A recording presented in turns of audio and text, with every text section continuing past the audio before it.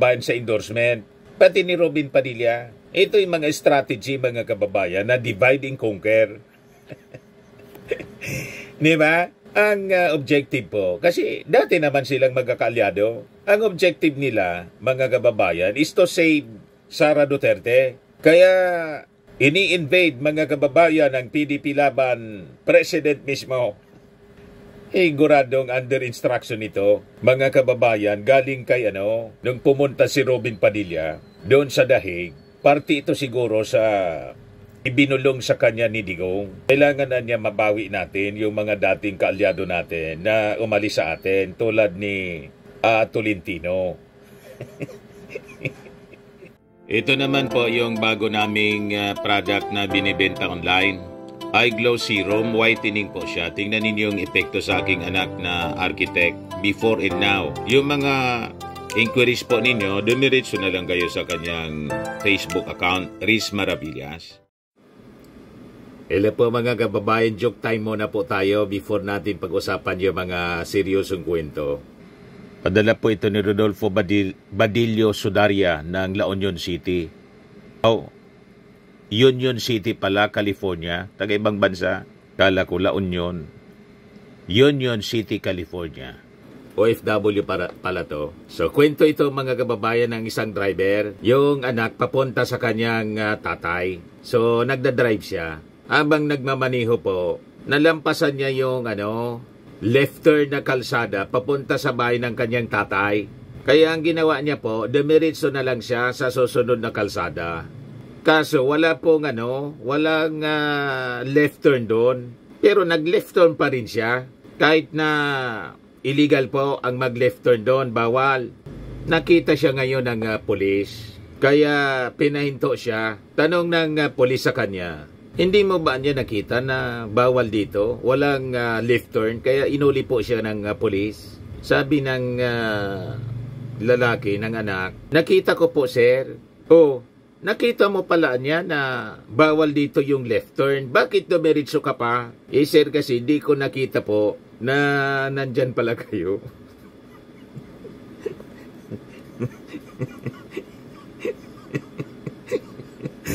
May nakabantay pala niya, sir, na pulis.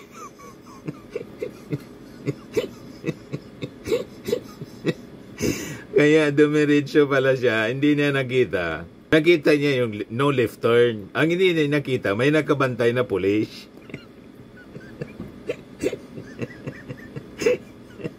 Ayun, nahuli po. Anyway, joke man lang po. Huwag gagawin po sa tunay na buhay. Siguradong huli po kayo. Matik na po, 200 pesos. Message na lang po ng inyong GCash number. Kasali ka na rin sa ating monthly draw. Pag nabunot yung pangalan mo, ang cash price natin, 5,000 pesos. Pag hindi ka nabunot, kasali ka pa rin, qualified ka pa rin sa grand draw natin sa December, 10,000 pesos yung cash price. Ito na. Ayos. Dito na tayo mga kababayan sa ating topic. Hindi lang mga kababayan si Amy Marcos at si Gringo Nasa na running independent for senator ang in-endorse ni Robin Padilla. Lalong nadagdagan pa po. Pati si Senator Tolentino nakasali po sa Alyansa ng Bagong Pilipinas. In-endorse na rin po ni Robin Padilla. Sa bagay, mga kasama naman talaga nila ito sa grupo. Kaya lang biglang bumaliktad itong si Tolentino. Ngayon, in-endorse po ni Robin Padilla.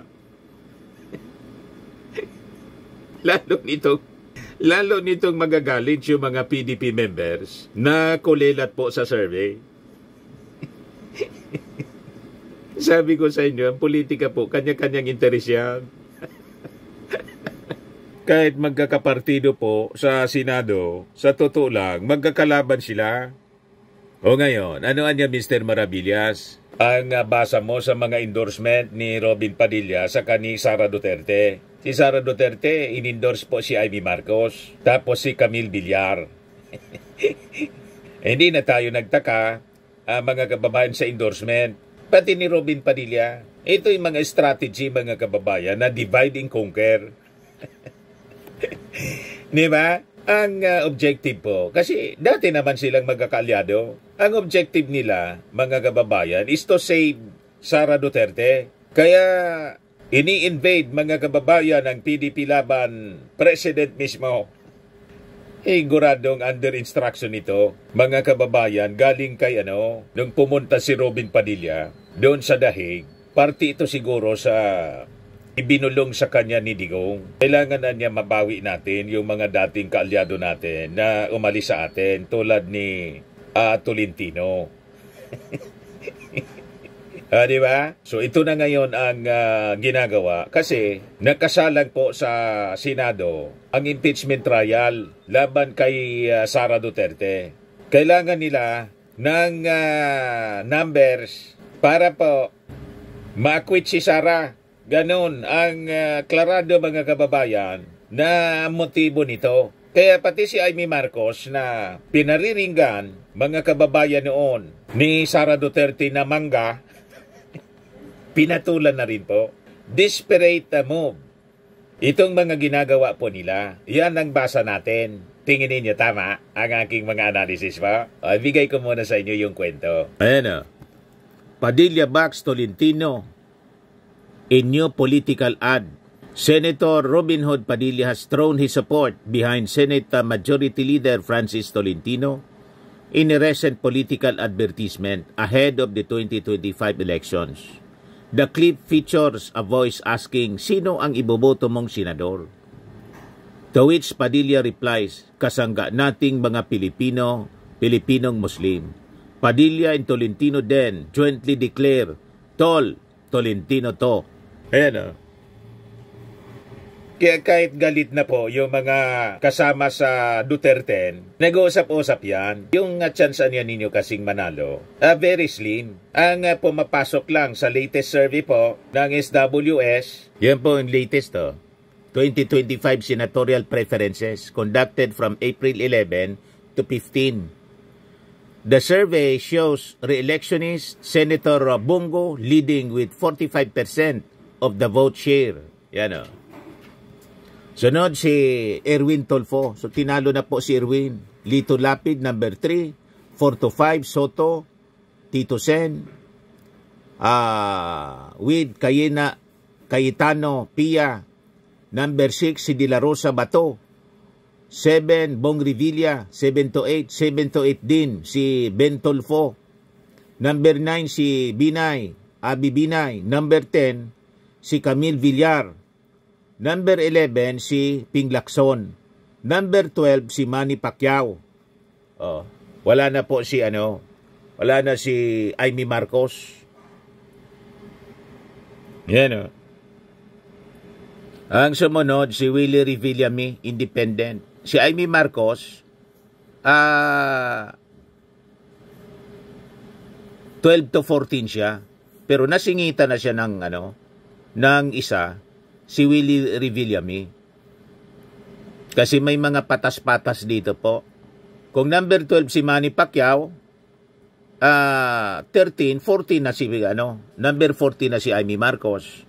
Si Bam Aquino, sunod, then si Manny Pangilinan, Kiko Pangilinan. Then si Ipe. Tapos si Abalos, 16 to 17, mga kababayan. Si Tolentino, talo si Tolentino ni Gringo Marcoleta, malayo na si Tolentino, nasa 19 to 20, mga kababayan. Kaya nagpa-endorse na kay Robin Padilla kasi iniisip ni Tolentino, lahat man pong politiko, politics is addition po. Unang-una, dati niyang mga kasama at hindi nga dating mga kasama, kasama pa rin. Kahit sumama sa alyansa ng Bagong Pilipinas, kasama pa rin. Makikita ninyo yung killing po during the investigation sa Senado. Una doon kay Digong at sa posisyon mga kababayan ng pagka-aresto ni Digong. And they're working overtime, mga kababayan. Ang kampo ni Sara at ni Digong, malinaw po yung instruction ni Digong. Ang pakiusap niya sa mga mamamayang Pilipino, iboto daw yung Duterte para sa kanyang anak. Hindi man po para sa bansa, kundi para sa kanyang anak para maligtas po sa impeachment. Payag kayo? Ngayon, yung Duterte, si Bongo, si Bato, ang pasok mga kababayan sa Magic 12. Kaya kailangan po wasakin nila yung alyansa ng bagong Pilipinas. Kaya pati si Tolentino in-endorse na nila. Si Amy Marcos nakapag-desisyon na po at tinanggal na rin po sa alyansa. 11 na lang po yung alyansa. O ngayon, lumalabas sa endorsement ni Robin Padilla at ni Amy Marcos, it's Duterte plus Camille Villar and Amy Marcos. And this time, nadagdagan pa mga kababayan, Tolentino. Sinama na nila. Di bali 13 na sila. Kung 13, ibig sabihin, okay lang sa kanilang ilaglag pa ang isa. Ilaglag ang isa sa kanila, sa Duterte. Ang importante, may kakampi mga kababayan sa pagligtas kay Sara Duterte. Nagets na ninyo ang agenda? Yan po ang klaradong mensahe nitong sunod-sunod na pag-endorse ng hindi man kapartido sa Duterte ni Sara Duterte at sa kani Robin Padilla. So ano niya, Mr. Maravillas, ang dapat gawin para siguradong makonvict si Sara Duterte? Iwan ko kung sa ngayon kayo, lalo na yung mga Marcos supporters, na imbes iboto natin ito mga inclined to acquit Sara Duterte sa impeachment trial, di iboto natin po yung mga dilawan na may malaking chance, mga kababayan, na manalo. Sino-sino ito? Si Bam Aquino, tapos si Kiko Pangilinan. Yun ang ipalit natin. Tapos yung iba pa, yun man lang ang pumapasok po, malapit sa Magic 12, si Bam Aquino, tapos si Pangilinan. Tumaya na tayo sa iba pang mga pangalan. Tama po? Naglalaro sila eh. Hindi maglaro din tayo. Wala man nga po silang paki. Kung wala silang paki sa atin, di wala man tayong paki sa kanila. Tabla-tabla na po. So yun ang naisip ko lang po na strategy para siguradong makukonvict po ang pusit. Kasi pag ibinoto natin si Tolentino, si Camille Villar, si Amy Marcos, alam na natin na dati ito barkada ni Sara Duterte. At si Sara Duterte nag-endorse. Alangan man after na manalo sila, nakasama sa Magic 12, iko-convict nila si Sara. Di ba hindi? Hindi nila yun gagawin. Magtatanaw ng utang na loob. Very fresh pa po ang eleksyon. At sila yung uupo mga kababayan bilang mga senator judges, mga bagong senator judges. Kasi June 3, June 2 yata yon, sabi ni Chis Escudero. Kaya nga sinisisi si Chis Escudero mga kababayan kung bakit hindi agad-agad sinimulan ang impeachment trial. So ngayon, nagkakaroon pa tuloy ng pagkakataon. Sa bagay, parehas man po. Sa present setup, hindi man tayo sigurado. Kaya nga dapat, kasi hindi na matutuloy before election, after election na talaga ang impeachment trial, siguraduhin natin na hindi supporter o kalyado ng mga Duterte ang majority sa mananalo bilang mga senador po. And I think, malaki ang papel mga kababayan ng ating mga congressmen.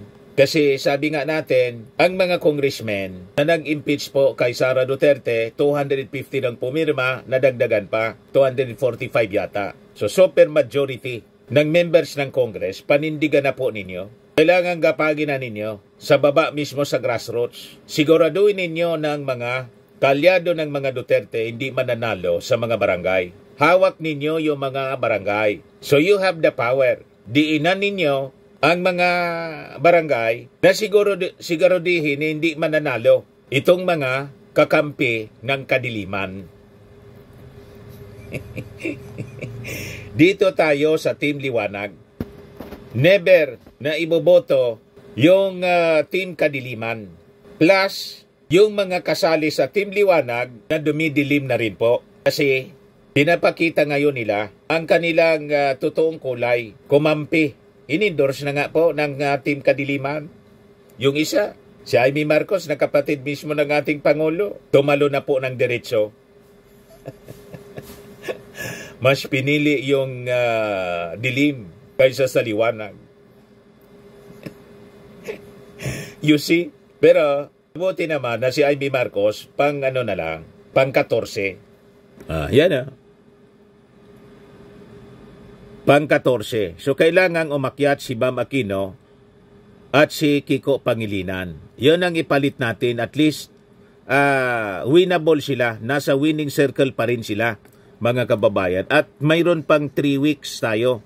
Si Abalos, tulungan natin si Abalos na umakyat. Yun po ang pwede natin gawin. Tama po, mga kababayan, ang ating mga recommendations? Yan, sabi ni Sara. Sabi dito sa report ng Manila Bulletin, Vice President Sara Duterte defended her endorsement of Senator Amy Marcos and Las Piñas City Representative Camille Villar for Senator in the upcoming midterm polls, saying that together with their father's Partido Demokratiko Pilipino Lakas ng Bayan, bets they would unite the country. Maniwala man na they will unite. Unite para sa kanila. Ikasama siya sa unity pagkatapos biglang humiwalay dahil nabuking po yung mga ambisyon nila. So malinaw na pang sarili man lang po. Unity para sa kanila. But never unity na hindi pabor sa kanila po. Yun ang malinaw na sinusulong po ni Sara Duterte. Para maligtas siya sa pananagutan po sa impeachment trial, malusutan niya po, hindi siya makonvict. Habang na-impeach siya ng Congress, hindi siya makonvict para may pagkakataon pa siya, mga kababayan, na lumaban sa 2028 presidential election. Yun ang malinaw na ambisyon po ni Sara Duterte. At saka, yung accountability niya sa confidential funds na alam na ninyo kung ano nangyari. Kaya tama itong sinabi ni Congressman Adjong. It is not surprising niya that she changed her tune on endorsing candidates. Given the context of the upcoming Senate trial, one can personally infer that she's now building bridges where she once kept her distance. So sabi po ni Adjong, while acknowledging Duterte's right to make political decisions, Adjong stressed that the shift from neutrality to active endorsement cannot be separated from its timing and implications. We respect her prerogative, but we cannot ignore the timing and the possible implications of these moves, especially when they shift from neutrality to active endorsement. Adjong emphasized that the issue is not just about endorsement themselves, but about the Vice President's change in position. A public official's word carries weight. When that word shifts to strategic reasons, it naturally invites scrutiny. He urged the Senate to uphold its independence and impartiality throughout the impeachment process.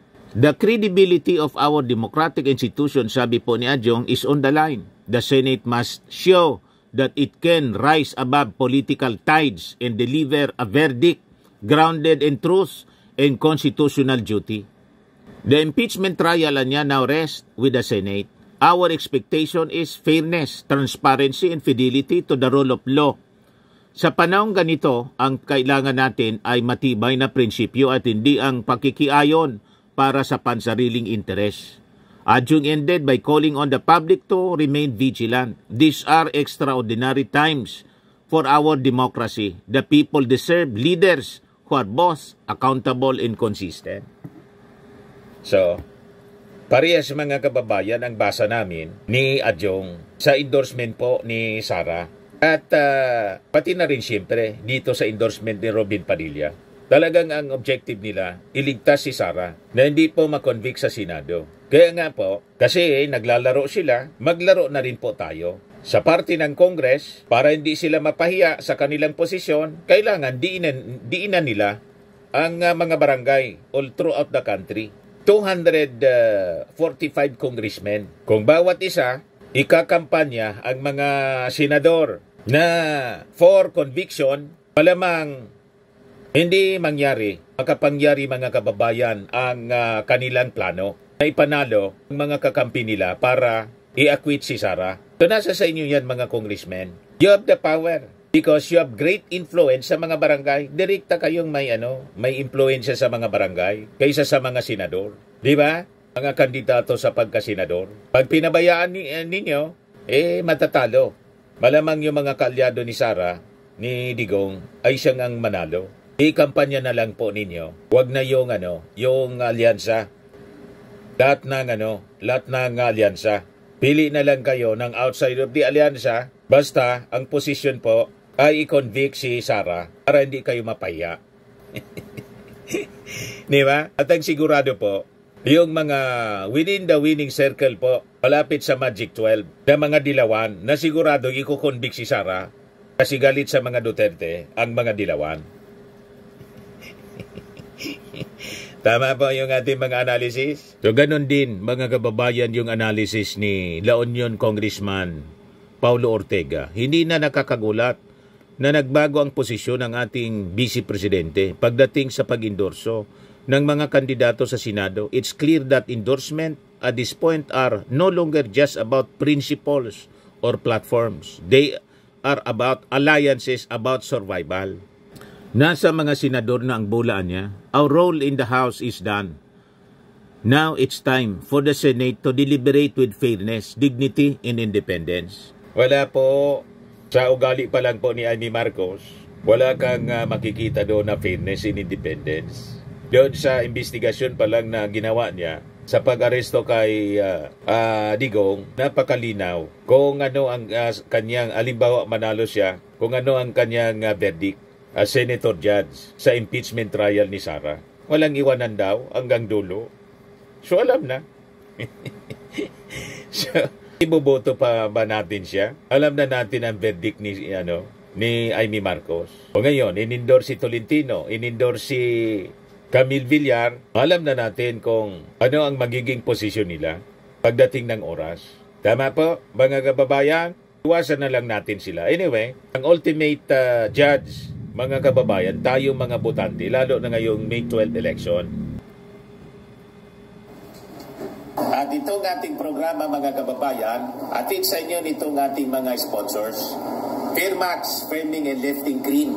Pinapay po sa mga pulses in affected area. Mainam po ito sa mga pains at paninigas ng mga kaso-kasuan.